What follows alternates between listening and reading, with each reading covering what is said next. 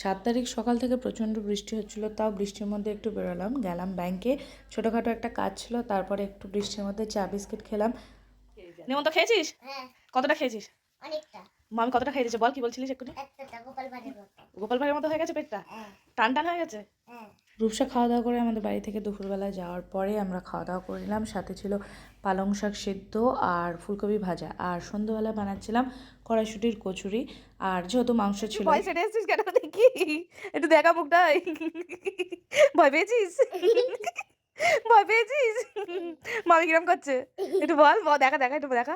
পারি না ওসব। দেখা না, এক্ষুনি তো আমার সাথে ওরকম করছিলিস। দেখা।